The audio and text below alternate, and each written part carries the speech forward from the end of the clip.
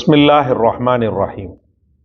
கண்ணியமும் மிகுந்த மரியாதைக்கும் உரிய அல்லாஹ்வின் நல்லடியார்களே, அல்லாஹுடைய அருள் பெரும் பாக்கியங்களில் கண் பார்வை என்பது ரொம்ப முக்கியமான ஒன்று. வாழ்க்கையின் இன்பம் கண்கள், உலகத்தின் மாபெரும் நேமத் கண்கள். கண்கள்தான் உலகத்தின் வாழ்வாதாரத்திற்கு மிகச்சிறந்த அடையாளம். அருமையான மனைவியை, அருமையான பிள்ளைகளை, குடும்பத்தாரை, சொர்க்கமாக திகழ்கின்ற பெற்றோர்களை, நல்லறங்களை, இறைவனுக்கும் நமக்குமான பந்தபாசத்தை அதிகப்படுத்தக்கூடிய திருக்குரானை, ஆன்மீக உலகத்தின் மிகச்சிறந்த நியாமத்தாக இருக்கக்கூடிய காபத்து ஷரீஃப், இன்னும் முஹம்மது ரசூலுல்லாஹி ஸல்லல்லாஹு அலைஹி வஸல்லமுடைய ரவுதா ஷரீஃப், இந்த இரண்டையுமே பார்ப்பதற்கு காரணமாக இருப்பது கண்கள் தான். இந்த கண்கள் என்ற நியாமத் காலப்போக்கில் மங்கி போகின்ற ஒரு சூழல் ஏற்படும் போது மனிதனால் அதை தாங்கிக் கொள்ள முடியாது. பார்வை குறைபாடு என்பது வரக்கூடாத ஒன்று. வயோதிக காலகட்டத்தில் ஏற்படக்கூடிய பார்வை பலகீனம் அவர்களுடைய இயற்கை தேவைகளை கூட சரியான முறையில் நிறைவேற்ற முடியாத ஒரு சூழலை ஏற்படுத்திவிடும். பிறரை சார்ந்து பிறருடைய உதவிகளை எதிர்பார்த்து காத்து கிடக்கக்கூடிய ஒரு பரிதாபத்தை ஏற்படுத்திவிடும் இந்த பார்வை குறைபாடு என்பது. இந்த பார்வை குறைபாடு வராமல் இருக்க நான் என்ன செய்ய? இந்த கண்ணாடியை போட்டுட்டு லென்ஸை போட்டுட்டு அலைகிறது கூட ரொம்ப ஒரு சங்கடத்தை ஏற்படுத்தும். அழகாக இருப்பார், பார்க்குறதுக்கு அவ்வளோ வசீகரமாக இருப்பார். அந்த சோடாபுட்டி கண்ணாடி இப்படி போடும்போது அந்த அழகே பாதி போயிடும். அந்த அழகே என்ன செஞ்சிடும்? பாதி போயிடும். இந்த மாதிரி ஒரு கண் பார்வை குறைபாடு, கண் பார்வையை தர்றதுன்றது அல்லாஹ்வுடைய பெரிய கருணை, பெரிய கிருபை. சில விஷயங்களில் நாம் கொஞ்சம் இந்த முட்டாள்தனமாக செய்யக்கூடிய சில விஷயங்களை நாம் தவிர்த்து நடந்தால், சில நேரத்தில் பார்வையை முட்டாள்தனமாக நாம் செய்யக்கூடிய சில காரியங்களை சமயோகிதமாக நாம் செய்யாமல் இருந்தோமேயானால் பார்வை பாதுகாப்பை நாம் பெற முடியும்.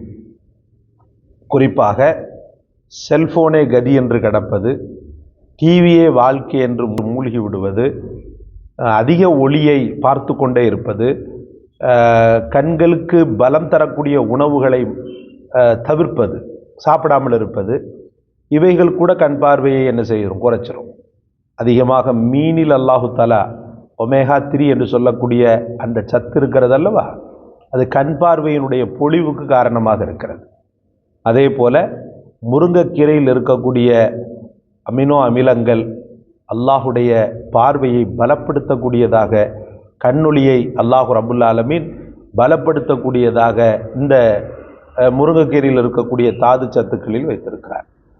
மீன், முருங்கைக்கீரை, பால், இது போன்றவைகள் கண்ணொளியை என்ன செய்கின்றன? அதாவது புறக்காரணிகளாக இருந்து கண்ணொளியை பாதுகாக்கின்றன. அகக்காரணிகளாக என்ன அப்படின்றத நம்ம இப்போ பார்க்க போகிறோம். ரப்புல் ஆலமீனுடைய அழகான தஸ்பீஹாத்துகளில் ஒன்றாக இருக்கக்கூடிய, பெரும்பான்மையான உலமாக்களால் பாராட்டி சீராட்டி சொல்லப்பட்ட, எங்கள் கண்மணி முஹம்மது ரசூலுல்லாஹி ஸல்லல்லாஹு அலைஹி வஸல்லம் அவர்களால் பாராட்டி சீராட்டி சொல்லப்பட்ட அற்புதமான ஒரு திருக்கலிமா, ஹஸ்புனல்லாஹு வ நிஅமல் வக்கீல், நிஅமல் மௌலா வ நிஅமன் நசீர். ஏற்கனவே இது சம்பந்தப்பட்ட காணொளிகளை எல்லாம் நிறைய தரப்பட்டிருக்கிறது. ஆனாலும் என்னைக்குமே பழசு எப்பவுமே கெத்து தான். இந்த ஹஸ்புனல்லாஹு வ நிஅமல் வக்கீல் இருக்கிறது அல்லவா, இந்த ஹஸ்புனல்லாஹு வ நிஅமல் வக்கீல் வித்தியாசமான பிரச்சனைகளுக்கெல்லாம் தீர்வாக அமையும். இந்த ஹஸ்புனல்லாஹ் கண் ஒளியை பாதுகாப்பதில் முதல் பங்கு வகிக்கிறது. அல்ஹம்துலில்லாஹ். இந்த ஹஸ்புனல்லாஹு வ நிஅமல் வக்கீல், நிஅமல் மௌலா வ நிஅமன் நசீர் இருக்கிறது அல்லவா, இது கண்ணொளியை பாதுகாப்பதில் முதல் தரத்தில் இருக்கிறது. உலமாக்கள் சொல்கிறார்கள். எப்போது ஓதுவது? இந்த ஹஸ்புனல்லாஹ்வை எப்போது ஓதுவது? அல்ஹம்துலில்லாஹ், ஒவ்வொரு வக்து தொழுகைக்கு பிறகும் 11 முறை ஓது. 11 முறை ஓதுவது எப்போவுமே சரி. தொழுகை முடித்த உடனேயே பார்வை பாதிப்புக்குள்ளானவர்கள், தொழுகை முடித்த உடனேயே 11 முறை ஹஸ்புனல்லாஹு வ நிஅமல் வக்கீல், நிஅமல் மௌலா வ நிஅமன் நசீர் ஓதிவிடுங்கள், மறக்காமல் ஓதிவிடுங்கள். இந்த ஹஸ்புனல்லாஹு வ நிஅமல் வக்கீல் 11 முறை ஐங்கால தொழுகையில ஓதி முடித்து பெருவிரலில் நன்றாக ஊதி கொள்ளுங்கள். நன்றாக ஊதி கண்ணுளியை தந்துவிடு இறைவனேன்றதை மனதில் நியத்து வைத்து அப்படியே என்ன செய்யணும்னு சொன்னால் கண்களில் அந்த பெருவிரலை வைத்து அழகாக ஓதப்பட்ட பெருவிரலை வைத்து அழகாக என்ன செய்யணும், இப்படி ஒரு ரவுண்டப் பண்ணணும். பெருமானார் ஸல்லல்லாஹு அலைஹி வஸல்லமுடைய சுன்னத்துக்களில் மகுடம் சேர்க்கக்கூடிய சுன்னத்தாக இருக்கக்கூடிய சுர்மா இடுதலை தினசரி என்ன செய்யுங்க, கடைபிடிங்க. தினசரி பார்த்தீங்கன்னு சொன்னால் இரவில் நீங்கள் படுக்க போகும்போது சுர்மா இடுவதை அது ஒரு பர்ல மாதிரியே ஆக்கிருங்க. கண்டிப்பாக நான் போட்டே ஆவேன்ற மாதிரி ஆக்கிருங்க. எதையாவது சில நேரத்தில் வெளியில் ஏதாவது கிண்டல் பண்ணும், அது கிண்டல் பண்ணுறவங்க பண்ணிட்டு போகிறான். நம்முடைய சுன்னத்து அதுதான்.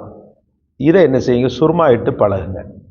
அதே போல் இரவு நேரத்தில் நீங்கள் தூங்கக்கூடிய நேரத்தில் கொஞ்சோண்டு எண்ணெயை எடுத்து சலவாத்துக்களை ஓதி, என்ன செலவாத்துனாலும் நீங்கள் ஓதிக்கிறலாம். ஸல்லல்லாஹு அலா முஹம்மது ஸல்லல்லாஹு அலைஹி வஸல்லம் இந்த செலவாத்தை கூட நீங்கள் ஓதலாம்.